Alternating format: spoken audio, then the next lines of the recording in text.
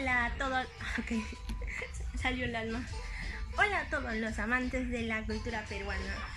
Alianchu Huequepanaycola. En esta ocasión les voy a hablar de una cultura muy importante para el Perú. ¿Por qué? Esta cultura es la síntesis de otras culturas. ¿Ya tienen algunos nombres en mente? Una pista más. Esta cultura fue invadida y saqueada por España. Creo que ya saben de qué cultura estoy hablando. Sí, estamos hablando del Tahuantinsuyo. Pero ¿qué puedo decir del Tahuantinsuyo? En realidad, muchas cosas podemos decir del Tahuantinsuyo. Por ejemplo, su etimología, ¿verdad? Algunos ya saben qué significa Tahuantinsuyo, otros no. Y vamos a recordar, o vamos a por fin entender qué significa Tahuantinsuyo. Bueno, solo basta conocer los números en quechua.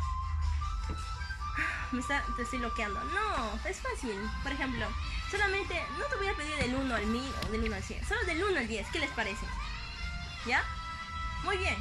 Bueno, 1, repitan conmigo. 1, No voy a hacer así. Rápido nomás, ¿no? Iskay, Kinsa, Tawa, Pisca, Sukta, Kanchis, Pusak, Insku, Chunka.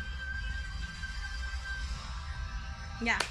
Entre todos vamos a resaltar 4 Tawa. Y de ahí vendría Tahuantinsuyo. ¿Sí entendieron? Sí, ¿no? Oh, no. Bueno, ya. Ya quisiera compartir un dato así nomás, que pocos conocen. El Tahuantinsuyo fue 2 veces más grande de lo que es el territorio de Perú. Y como Michi llegamos a ser el tercer país más grande de Sudamérica. Se los dejo a su criterio. En fin, abarcó otros países como Colombia, Chile, Argentina, Ecuador, Bolivia y nuestro amado Perú. Bueno, dije otros. ¿Por qué mencionaste Perú? Sí, dije otros, aparte de Perú. Bueno, es bueno conocerlo, ¿no?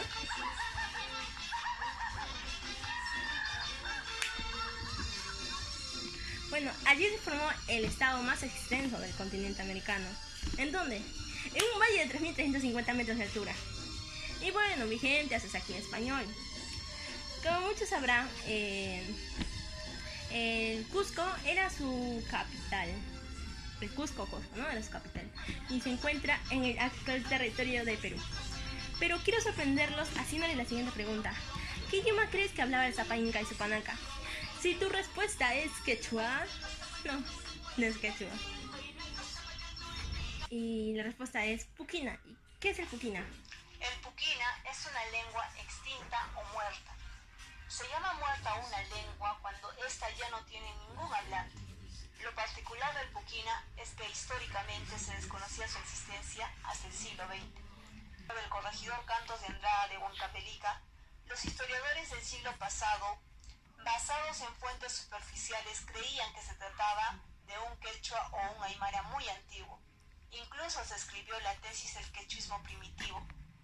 Sin embargo, investigadores como el antropólogo Alfredo Torero o el lingüista Rodolfo Cerrón Palomino, al encontrar términos, nombres propios y nombres de lugares que no eran ni quechuas ni aymaras, se ven en la necesidad de pensar en una tercera lengua. Los candidatos a ocupar este lugar fueron el uro y el puquina. Se descartó el uro porque fue un idioma exclusivo de los moradores del eje acuático del Titicaca. Y por descarte quedaba el puquina, no solo como la más probable y antigua lengua nativa del altiplano, sino... Bueno, ya escucharon, el puquina, ya saben que se resume el puquina, pero en general, el Tahuantinsuyo y el puquina va a ser el idioma de los incas, ¿ya? El pueblo lo conocía como el idioma de los dioses. Pero bien, me voy a centrar en la organización política, social y económica. Bueno, ¿será cierto lo que Inca Garcilaso de la Vega nos habla en su libro Los Comentarios Reales de los Incas? ¿Realmente tenemos que elogiar a la clase dominante para buscar el bienestar de su pueblo? ¿Era realmente unido? Estas preguntas, mi estimado amante de la cultura, serán respondidas de acuerdo a tu criterio después de conocer su organización política, social y económica. Y bueno, hablaremos de la organización social. Es bueno volver a mencionar que en el Tahuantinsuyo van a haber 2 clases: la dominante y la dominada. Bueno, ahora hablaremos de la organización social. He puesto una pirámide ahí para que ustedes más o menos se guíen cuando voy a hablar. Ustedes están viendo a la realeza. ¿Quiénes conforman la realeza? La conforman el Sapa Inca, la Colla y el Auqui. ¿Quién es el Sapa Inca? El Sapa Inca es la máxima autoridad política, social, militar, económica y religiosa del Tahuantinsuyo. Y bueno, luego tenemos al Auqui.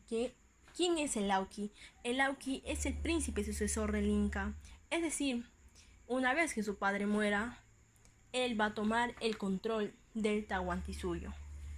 Y bueno, hay que recalcar un dato muy interesante que es muy frecuente en exámenes de admisión, que el Auqui no es miembro de la panaca del Inca, porque una vez enterado de su título, él tiene que buscar su propia panaca.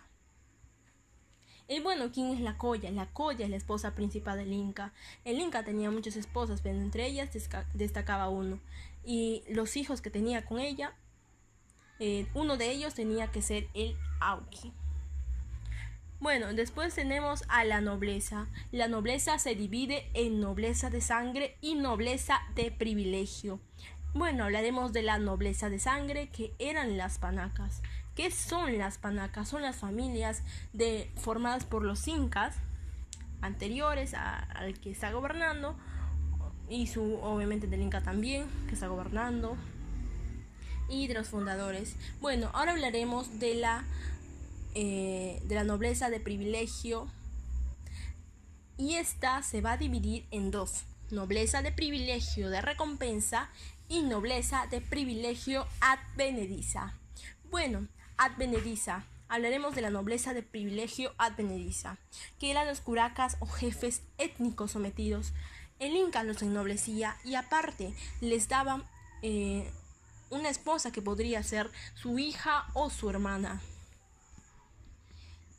Y bueno, ahora hablaremos de la nobleza de privilegio de recompensa, que eran los soldados que servían fielmente al Inca. Un ejemplo, Ollanta, lo podemos recordar de la obra Ollantay, ¿verdad? Era un noble de privilegio de recompensa. Y ahora hablaremos, ya hemos hablado del grupo dominante, ahora hablaremos del grupo dominado.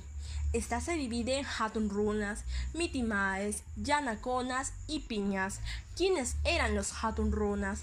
Antes de nada vamos a ver su etimología. Hatun Runa, que significaría hombre grande, y viene de Hatun, que es grande, y Runa, que es hombre. Y digamos, ¿por qué se le llamaba así? Bueno, se los llamaban así porque ellos en su gran parte eran los ciudadanos comunes, como tú, como yo y como muchos que conocerás. Y bueno, ellos mayormente, en su mayoría, se dedicaban a la agricultura. Y digo en su mayoría porque no todos. Había ceramistas, había personas que se dedicaban a la textilería, había ganaderos, etc. Y muchas actividades económicas que voy a mencionar también. Y luego tenemos a los Mitimaes, que eran los grupos enviados para colonizar nuevos pueblos. Y hablaremos también de los Yanaconas. Allí están viendo los Yanaconas. Eran los servidores perpetuos del Inca. El cargo era hereditario pero tenían algunos derechos, eso sí tengo que admitirlo. No eran como los Piñas, que eran los esclavos, que no tenían derechos. Bueno, característica propia del esclavo. Bueno, ahora hablaremos de la organización política. Como ya mencioné, lo vamos a separar por bloques. Vamos a separarlo para entenderlo mejor. Bueno, en primer lugar vamos a tener al Sapa Inca, que es la máxima autoridad política, social, religiosa y todo, ¿no? Y luego tenemos a los Apocunas. Apocunas, ¿cuántos eran? Si les digo que administraban un suyo, ¿cuántos eran? 4, ¿cierto? Bueno, ¿cuál era la función de estos? La función de estos era vigilar a los curacas y tucricus. Bien, ¿qué son los tucricus? Vamos a hablarlo, ¿no? Los tucricus son conocidos como apunchic. A algunos les parece familiar este término y a los que no van a saber qué son los tucricus o apunchic. Ellos son los gobernantes de una provincia o huamaní. Y bueno, ¿qué funciones tenían? Ejercían poder civil, militar, político, económico y administrativo solo de su provincia o guamaní. Además de que el cargo no era de por vida y podían pasar de un guamaní a otro. Bien, ahora hablaremos del personaje que puede destituirlo. ¿Cómo? ¿Había un personaje que puede destituir a Lapunchik? Dijimos que su cargo no era hereditario. Bueno, puede ser hereditario, disculpe. El cargo no es de por vida. Y bueno, ¿quién es este personaje? Es un personaje muy polémico y se llama Tukuy Rikuk. Que sería el que todo lo ve, Tukuy y todo, ¿cierto? Si combinamos con Riku, sería el que todo lo ve. Lo vamos a decir así porque era el supervisor imperial. Él se encargaba de sancionar a funcionarios públicos y también como ya lo hemos mencionado, podía destituir a Lapunchik o Tukrikus solo si se le encontraban faltas muy graves. Y bueno, para cerrar esta sesión vamos a tener al Curaka. ¿Qué es el Curaka? ¿O quién es el Curaka? Bueno, en realidad el Curaka es el jefe de un Ayllu o varios Ayllus. ¿Qué eran los Ayllus? Eran familias simples o compuestas, ¿verdad? Bien, ahora ya hemos hablado de organización política y organización social, que hablaremos, como yo les prometí, organización económica.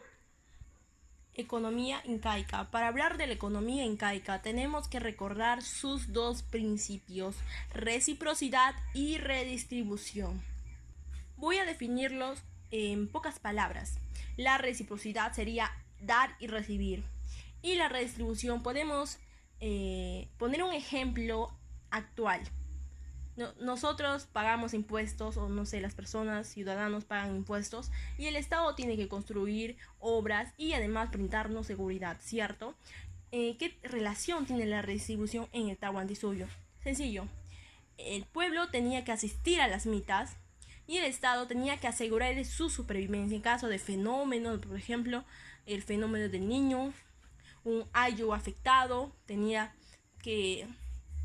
el Estado intervenir para asegurarles la supervivencia, ¿verdad? Y la reciprocidad sería la mutua prestación de energía entre los miembros de un mismo ayllu. Bien, ahora hablaremos los tipos de trabajos, que serían el Aini, la Mita, la Minca, ¿cierto? Bueno, el Aini sería la forma de prestación de energía de los miembros de un mismo ayllu. ¿Y qué sería la Mita? Bueno, ya lo hemos mencionado. La Mita es el trabajo realizado a favor del Estado. ¿Y qué era la Minca? Era la formación de energía humana entre los miembros de una comunidad. ¿A qué me refiero con comunidad? Puede ser muchos ayllus o varios ayllus. Bien, si hemos hablado de Mita, tenemos que entender qué consistía la Mita, ¿cierto? Bueno, por ello deberíamos conocer los tipos de tierras. Y vamos a conocer si había una pareja distribución. Obviamente no, porque la clase dominante se va a llevar lo mejor. Vamos a tener a las tierras del Inca, a las tierras del Sol y a las tierras del pueblo. Las tierras del Inca se trabajaban mediante la Mita. Ahora sí más o menos se entienden, ¿cierto? Y se almacenaban en colcas. Y estos productos alimentaban a la nobleza y al ejército. Las tierras del Sol, que el dios Sol tenía sus propias tierras. Bueno, no. Pero ¿quiénes profesaban el culto al dios Sol? Muy bien, los sacerdotes. Entonces los sacerdotes van a ocupar estas tierras. ¿Y cómo se trabajan estas tierras? Se trabajan mediante la Mita igualmente. Y se almacenan en tambos. Hablaremos de las tierras del pueblo, que se almacenaban en piruas y eran trabajadas mediante el aini. Y bueno, nunca falta mencionar a las actividades económicas. Vamos a tener a la agricultura, a la ganadería, al sector manufacturero. Y bueno, es bueno mencionarlo.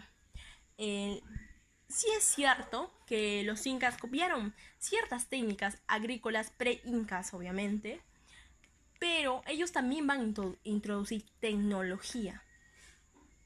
Sí, los incas introdujeron una tecnología agrícola llamada moray. ¿En qué consistía? Bueno, en realidad eran andenes circulares que van a recrear microclimas de costa y sierra. Y en cuanto a los demás sectores, van a perfeccionarlo, por así decirlo, ¿verdad? Muchas gracias por su atención. Si te ha gustado este video, dale un me gusta. Y si realmente quisieras ver más videos como este, activa la campanita de notificaciones.